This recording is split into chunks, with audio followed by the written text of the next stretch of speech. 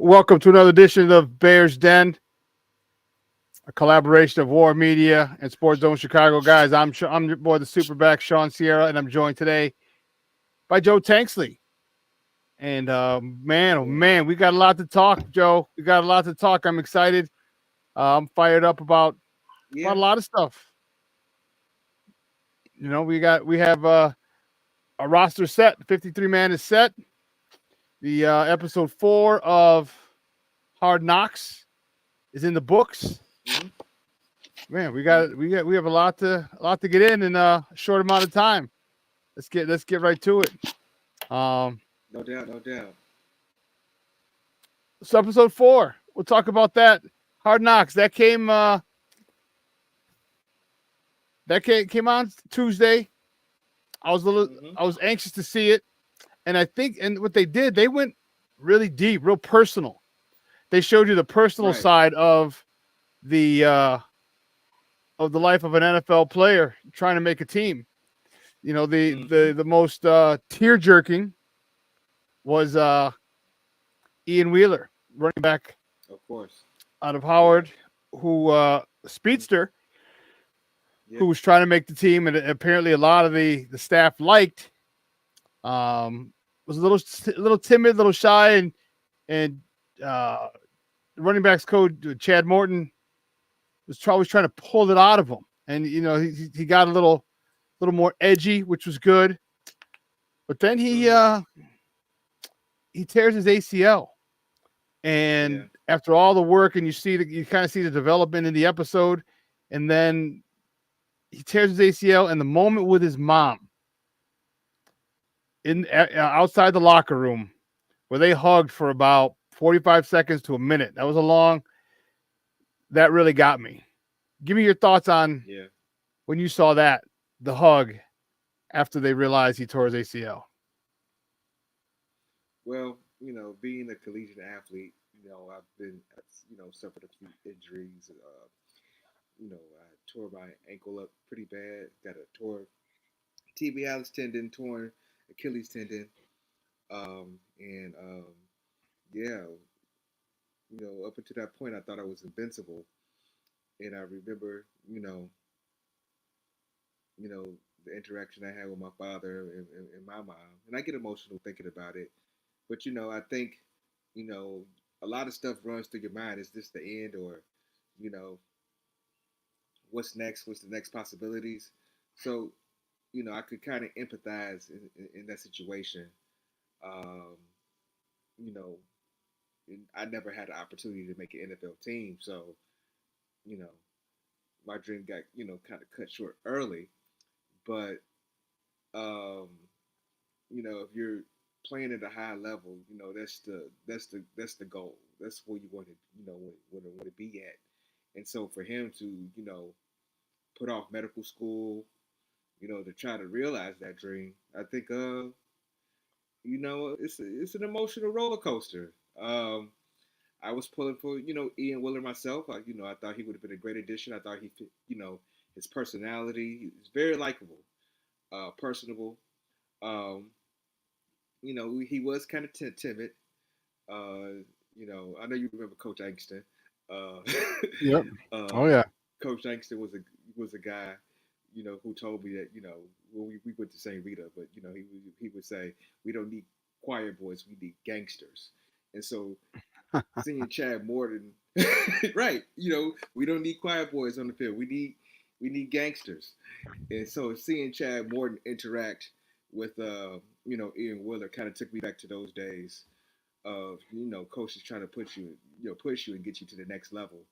Um, you know, you feel for a kid, young man who's just trying to live his dream, and hopefully you know um, he'll get to live that dream. If he chooses, he has a lot of options. He's very smart. He has a lot of options. And so, whatever he decides to do, I think he's going to, attack it full speed. And, hopefully, he gets another opportunity, another chance to make a team. Um, ACL injuries are not as bad as they used to be back in the day. So there's a high possibility that he may get an opportunity.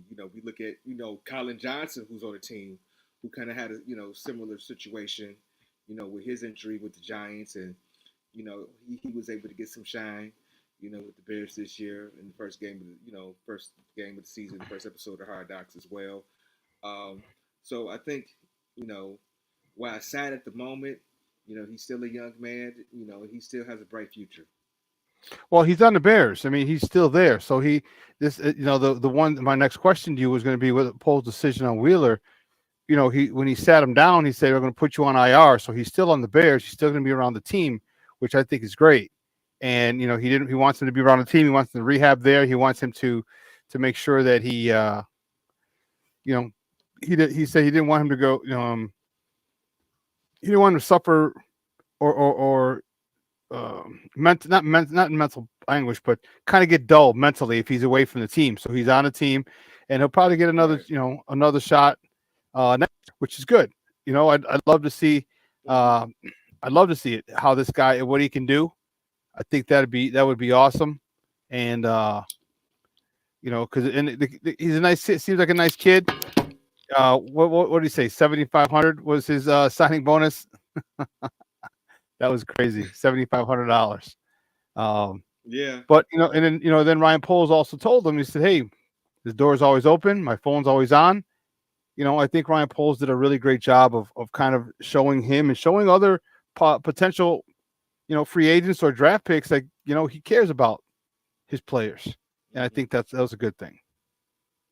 I think it's a good thing as well, and I think you know, him being around the team, he's going to be able to get the best medical care and the best rehab and you know just get himself back on track. And so I would say that this season you know we got to see a little bit more of a human side, aspect to Ryan Poles and how he deals with players and the way he interacts with them. And it seems like we in sports we throw around that that family word a lot, but I think he respects all his players, and I think that the respect of it all and making sure that he's doing right, by the players on his team is a good thing. It's positive, and I think it's going to bode well for the Bears going forward when you want to start. Excuse me, when you want to think about adding players and making acquisitions, and free agency and things like that of the nature, because the Bears, are on the way up, and pretty soon, people are going to see, this hard knocks and the culture that they're building, and the way that they're going to start winning games. This is going to be a destination for free agents. Yeah, and that's going to be the first time in a long time, if ever, that we can say that Chicago's been a destination that free agents want to come to. So that's a great thing. One of the storylines that they had was uh, Tyson Bage's dad and how wild he got in down in Kansas City in arm wrestling. Uh, Talk to me about them highlighting Tyson Bage's dad, but also about Tyson Bage and his performance in the game, in which the Bears were victorious. Um, but talk to me about that. Well, up until this point, I think Brett Rippon, was kind of nipping at his heels a little bit, and starting to get in the conversation of being the number two quarterback up until that point, and Tyson Bagent comes in and has a stellar performance. You talk about Tyson Bagent, and he's one of these classic stories about working hard and getting and being able to realize that dream, like we talked about with Ian Wheeler, um, undrafted, correct, out of Shepherd College, D3 school. Two D two Those guys, D2 D two, school. D two, Yeah. D2 school. Um, Yes. those guys don't get a lot of a lot of those opportunities, especially to play NFL quarterback. So, you know, he has the hair, he has the look as well. They always say the backup quarterback is almost the favorite guy in the locker room. We always hear that. Mm-hmm. And then, his father, is also an interesting story. Whenever they talk about him, I think of Sylvester Stallone. and over the top, and you think and how he was trying to arm wrestle to, have a chance to be with his kid. I think of the pages like that whenever I heard that story. hmm I thought of that too, and it was a great it was a great storyline, and I thought it was great. Um, and then the other one was Adrian was safety with Adrian Colbert, the young man who was Mm-hmm. hit by the car. I thought that was really Mm-hmm. really tear jerking, where he was getting ready for the championship game when he was 9, wanted to rode his bike, and his equipment went to the intersection. The lady didn't stop at the stop sign, hit him. He was in a coma for two weeks, I think he said. Yeah, that was crazy. Um, Talk to me about that and how they had him riding the bike to Hallis Hall. You know, you know, the production quality of HBO is, in the way they set these stories up is amazing. And having him ride the bike and then having him tell the story about him, you know, you know, being 9 years old and getting hit while riding his bike, it kind of brings everything all together. And one thing about this last episode, I didn't watch any of the other Hard Knock seasons, so um, just wasn't interested. But Yeah, same here. bring yeah, yeah, bringing out the human element. I think a lot of times as fans we forget, not me, not us, but these people are human and they go through a lot, and they've sacrificed a lot, and people forget that. We only see the guys that getting that they highlight, making getting all the guaranteed money, but it's really the guys like Colbert, what I'm saying, and Bajan and Ian Wheeler. It's really the guys like that who really, what I'm saying, make an NFL team possible. You know, how many blue chip players does the team really have on a 53-man roster? You know, when you think about it, it's guys like Colbert and Wheeler, guys who are scratching and clawing, that make a team hungry.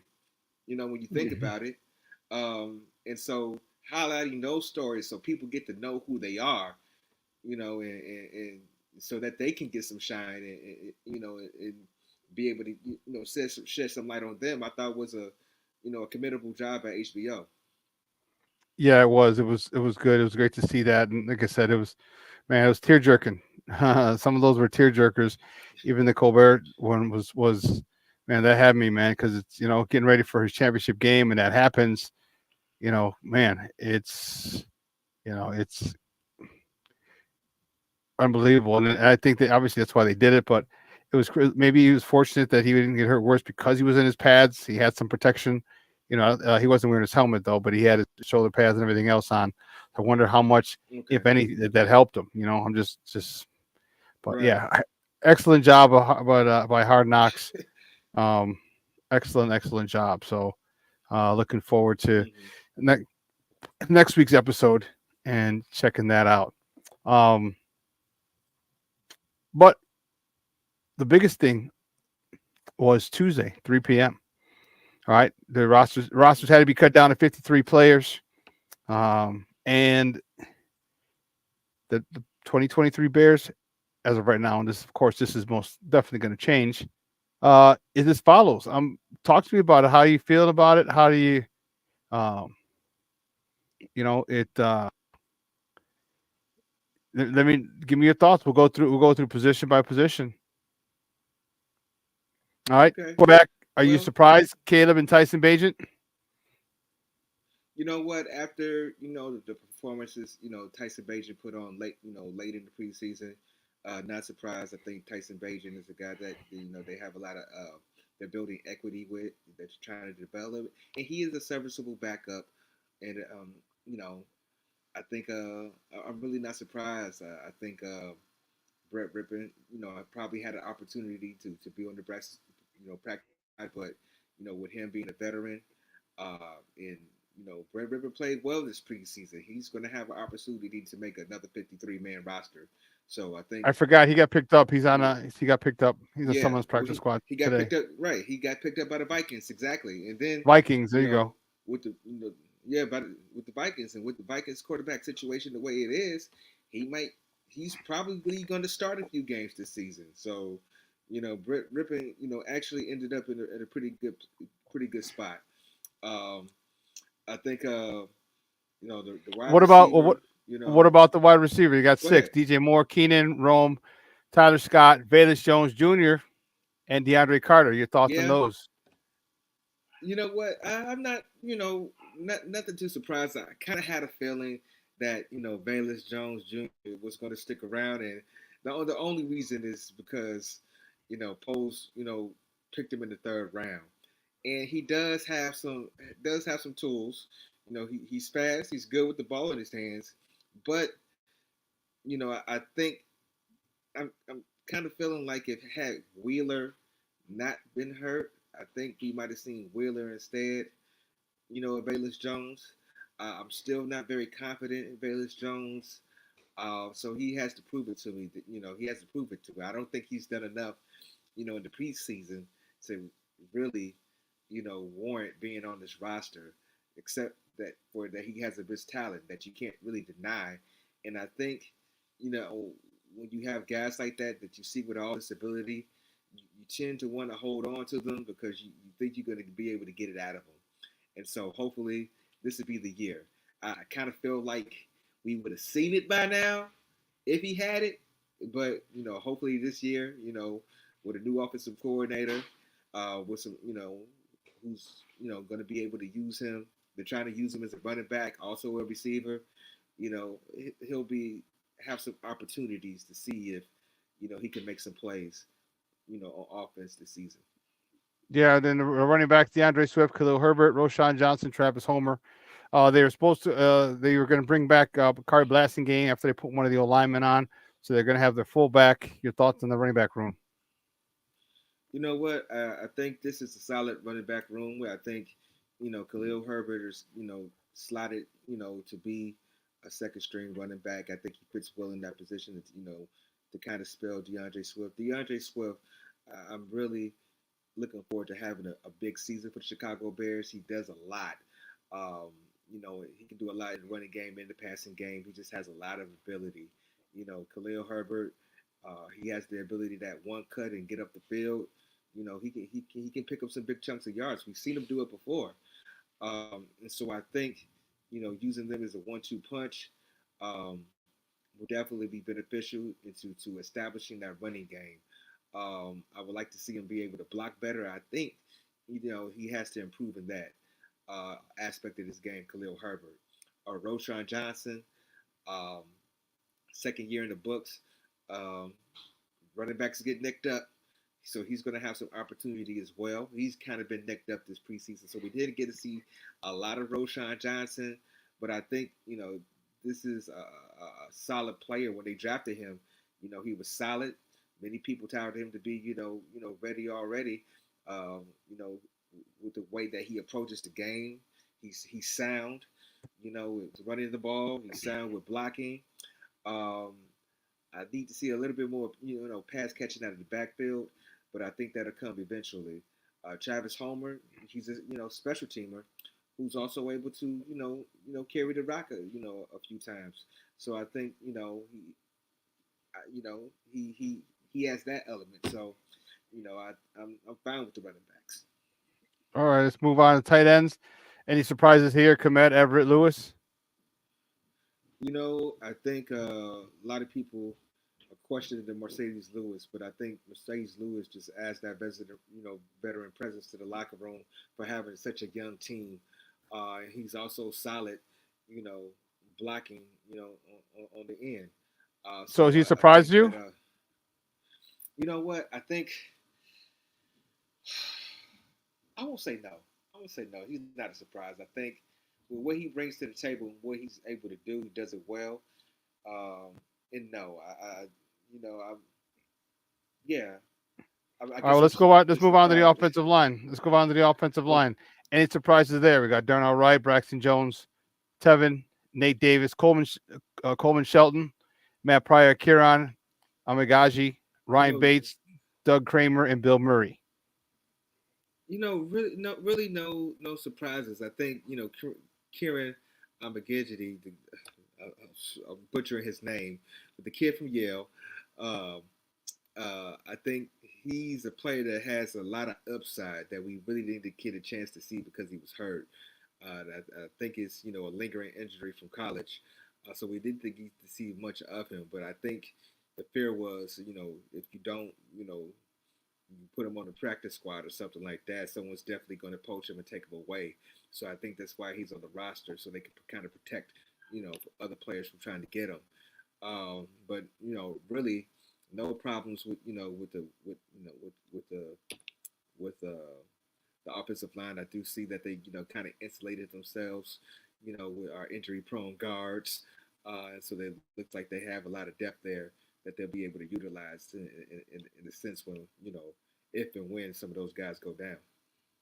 Defensive line, any surprises? Montez Sweat, DeMarcus Walker, Billings, Javon Dexter, Zach Pickens, Austin Booker, Daniel Hardy, Dominique Robinson, Chris Williams, and Darrell Taylor. Any surprise? I mean, kind of Chris Williams and Taylor. We kind of figured if you trade for him, you're not going to trade for him to put him on a practice squad. But Right, practice squad. any surprises with anyone else? I think that Chris Williams is a sneaky good pickup. They didn't really have anybody, to kind of back up Billings. And Billings were down, and Billings has been solid, a good run stuffer, and then the staff is really familiar with him as far as Eberflus. He spent time with Eberflus in Indianapolis. We do have a lot of defensive ends in this defensive line room, and I think part of the reason is that we really didn't solidify the other pass rusher. So I think they're trying to attack that pass rushing issue with numbers and switching guys in and out, trying to get combinations. We really need to see more for Dominique Robinson. So hopefully this is the year. Also, Zach Pickens was out a lot, and so many people thought maybe he would start the year on IR, but if he's on the roster, that means he's probably going to play, in September. I'm surprised Dominique Robinson made it. I'm glad Daniel Hardy made it. I don't think they would have been able to put him on the practice squad. He would have been poached in a heartbeat. So yeah. Let's look at the linebackers. Tremaine Edmonds, T.J. Edwards, the Jackhammer, Jack Sanborn, Noah Sewell, and Amin Ogbon Bamiga. Yeah. You know what? It's a solid linebacker room. Agbag Baniba, I hope I'm saying it right. Really had a solid preseason. And forcing turnovers and doing all the things necessary for a cover two defense for a linebacker. I was really pleased with the way that he played in the preseason, and so I'm happy he got a chance to be on the 53-man roster. What about DBs? You got Jalen Johnson, Jaquan Brisker, Kyler Gordon, Tyreek Stevenson, Kevin Byard, Jalen Jones, Elijah Hicks, Terrell Smith, Jonathan Owens, and Josh Blackwell. Any surprises for you there? No, I really think that this is the strength of this defense is the secondary, and it's really deep. And all these guys are able to cover man. All these guys are able to play zone. Um, they all seem like they can, very good blitzing. This is a really solid defensive secondary, and I'm excited to see what they do this year. Special teams. Well, Patrick Scales is going to be out a little bit. He had surgery on his back. They brought some guys in, but any problem with Cairo or Tori? Cairo Santos is solid. No problem. Tory Taylor is one of these phenomenon punchers who's able to do, you know, I don't know. He's like Steph Curry of punting. That's what they say, or something like that. He could just drop it in the bucket and put it wherever he wants. As far as punting. So I'm kind of excited to see how the Bears, utilize him in special teams, and it really pin some teams, deep in their own territory. and that it really gives this defense an opportunity to attack. We talked about blitzing, we talked about the pass rush, and you know, staying fresh and creating turnovers. I think Torrey Taylor is going to be a weapon as a punter. So what the Bears did is they created this. I was a little surprised with the linebackers. I'm surprised Noah Sewell made it because he was hurt, but then again, he was a draft pick, so that's going to get him, Mm-hmm. give him a longer leash than most people. But they also brought back linebacker, Micah Baskerville. Remember, he had the pick six, and I was really happy with that. Mm-hmm. Colin Johnson. And you know what you talked about before we move on, Micah Baskerville. Last two preseasons, he's played his ass off, and so I was kind of disappointed he didn't get an opportunity to make the team. But last two preseasons, Micah Baskerville really played his ass off, and hopefully he gets to stick around, on the practice squad. But if a team is who needs some linebacker depth, you can definitely see Micah Baskerville getting, poached off the practice squad. Yeah, so you look at we'll go through it. Mike Beverell, Theo Bennett, the Canadian Eagle, Stephen Carlson, the tight end, Byron Cowart, okay, Jake Curran, offensive line, Colin Johnson, wide receiver, Quindell Johnson, DB, Carl Jones Jr., the linebacker, Jamari Croma, out of not not Stephen F. Austin, I forgot. James Madison, I think is where he was at. The Okay. defensive lineman, Deshaun Mallory, defensive lineman, Devarius Moore, DB, Austin Reed. They brought him in. I really liked him. He's another record-setting Mm-hmm. quarterback at Western Kentucky. So you got a couple of young guys. Reddy Stewart, really great game. The last one, 2 picks, one house call, and then Roe Torrance. Mm-hmm. So some of the guys that I really wanted them, that I was upset that didn't make the team, like Reddy Stewart, Austin Reed, Mm-hmm. Croma, Baskerville, and Johnson. Those guys, they are on the practice squad, and man, I hope no one no Yeah. one. I mean, I hope no one poaches Look, ready. right, because looking at this practice squad and seeing who's on there, I mean, some of these guys are going to be on another team, playing on Sunday.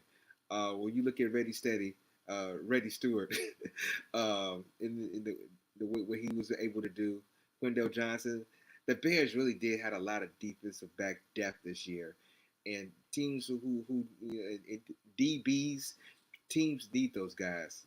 So a few of these guys are going to get poached. Um, I think Theo Benedict. I think he was hurt a little bit. He was kind of He banged up. was, So yeah, he was it's a first he'll playoff, probably he'll first probably preseason game, first preseason yeah. game So on an he's extra point. right, right. So he'll stick around. But yeah, I'm thinking Michael Baskerville might get poached. I do too. I do too, and that's unfortunate. I mean, happy for him. That's great for him. But off the dub. Thanks for tuning in, Patty. Thanks for tuning in. Off the dub said I keep hearing from some players that got cut that the Bears are stacked. Yeah, they were. They were. They Yeah. are. You know, Ryan Poles told us that before. A couple of weeks ago. He said it's going to be really hard to make this team, and he wasn't lying. The difficulty of making this Mm-hmm. decision and putting guys on a practice squad was a tough one. He talked about it in this episode of Hard Knocks. Is like not only are they good players, but they're good people. And that was the one thing that I thought Mm-hmm. was key. So you don't just want talent because you need the right players, the right people as well. Right. And they got all good people, which made the decisions a lot harder because these are good people. And Right. I think that's definitely the culture that he's fostering. That's one that's we appreciate here in Chicago. Like we don't want to have our guys, you know, get arrested. Breaking news first thing in the morning. Arrested for drunk driving, or arrested for domestic violence, or arrested Right. for Yeah. something like that. You know No what I more mean? Tank Johnsons and no Well, more Tank Johnsons. yeah. So I like this practice squad. I think this practice squad is definitely going to be very helpful to the team. Um, because these guys are ballers, man. These guys are ballers. Austin Reed, man, this Mm-hmm. like I said, record-setting quarterback at Western Kentucky could sling. You saw it. He could sling the ball around. Mm-hmm. Um, we might have the youngest quarterback room in the NFL. Right? I think it Tyson Bagent is. too. Tyson Yeah. Bagent's in his Yeah. second year. Caleb's in his first. Austin Reed's in his first. So Yeah, that's crazy. That's that's nuts. So then Colin Johnson, I just you know what for him, you got to stay ready so you don't got to get ready because I know there's a lot of wide receivers, but this is the NFL. That means not for long. Two wide receivers can go down in a week or two.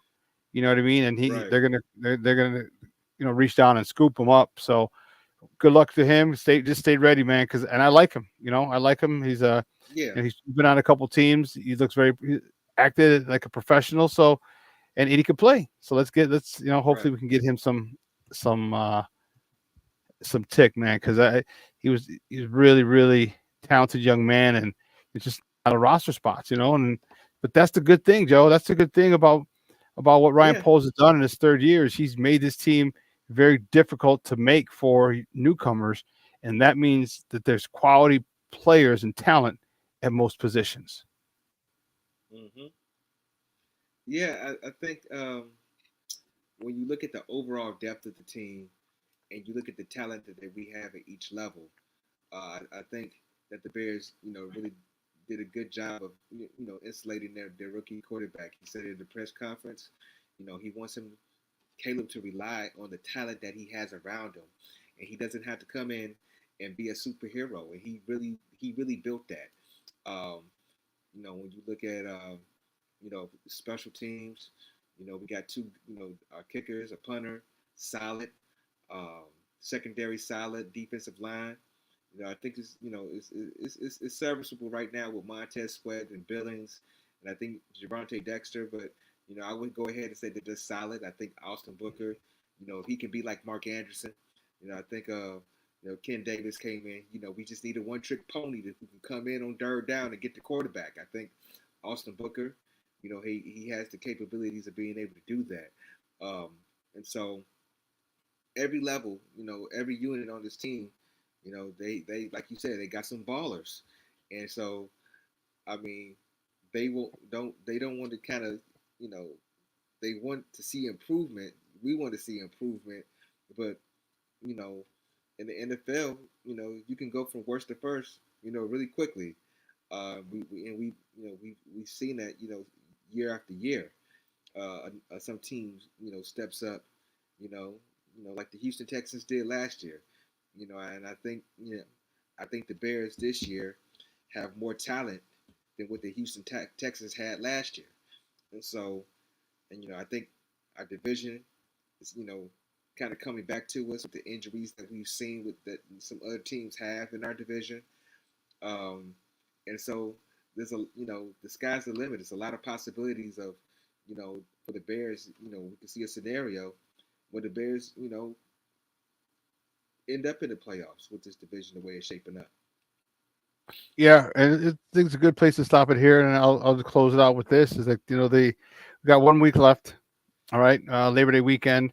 All right, it's the last weekend without NFL football. We start on Thursday, a week from today, Mm-hmm. which excites me. Um, and then, man, we're in football until February, so that's great. Bears football up and hopefully till mid January. I mean, hell, I'd love it in Right. February, but there's get them in February if you can. So You're right. it's gonna be it's a lot talented team. I think the team is on a mission, especially with the core players, the veterans that were here from last year. I think they feel like unfinished business, um, especially the strong ending to the season that they had. So it's going to be fun, Mm-hmm. man. It's going to be real fun watching this team develop, watching Caleb develop, watching, watching him attack these or feed all the weapons that he has.